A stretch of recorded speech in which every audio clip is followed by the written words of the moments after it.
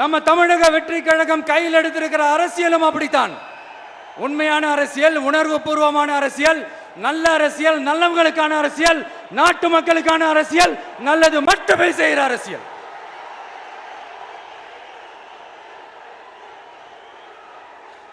இதோ நம்மளுடைய இந்த இரண்டாவது மாநில மாநாடு வாகை சூடும் வரலாறு திரும்புகிறது.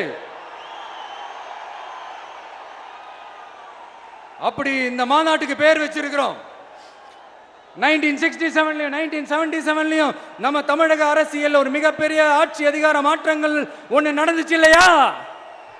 அதே மாதிரிதான் அடுத்த வருஷம் 2026 அப்படி ஒரு வரலாறு திரும்ப போகுதுன்னு உறுதியா சொல்றதுக்கான மாநாடு தான் நம்மளோட இந்த இரண்டாவது மாநில மாநாடு. விக்கிரவாண்டி வீசாலையில் நம்மளுடைய ஃபர்ஸ்ட் மாநாடு நடத்தணும், வெற்றி கொள்கை திருவிழா. அதுக்கப்புறமே நீங்க பார்த்துருப்பீங்க, தமிழக அரசியல் அந்த தட்ப வெப்பத்தையே மாத்தினுச்சு. நமக்கு எதிராக எத்தனை குரல்கள்.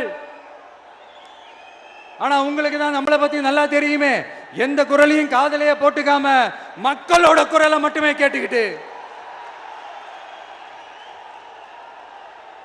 நமக்கு எதிராக வர அத்தனை கூக்குரல்களையும் சின்னதா ஒரு சிரிப்போடவே கடந்து வந்திருக்கிறோம். அது இல்லாம நம்ம மாநாட்டில் ஒலிக்கிற இந்த குரல் இந்த ஒற்றை தமிழ் மகனோட குரல் மட்டுமல்ல, ஒட்டுமொத்த தமிழ்நாட்டு மக்களுடைய குரல். தமிழ்நாட்டில் இருக்கிற ஒவ்வொரு வீட்டில இருந்தும் ஒலிக்கிற குரல், ஒட்டுமொத்த உலகெங்கும் வாழும் ஒவ்வொரு தமிழ் வீட்டிலிருந்தும் எழும் குரல்.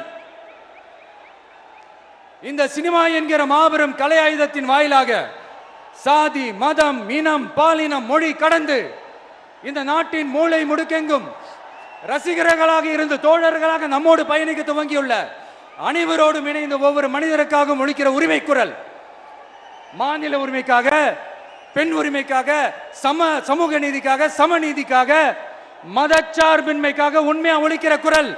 அதனால் இந்த குரலுக்கு எதிராக இன்னும் இன்னும் எத்தனை குரல்கள் வந்தாலும் ஓங்கி ஒலிக்குமே தவிர ஒரு நாளும் ஓயவே ஓயாது. Yes, it is an unstoppable voice, an unstoppable force.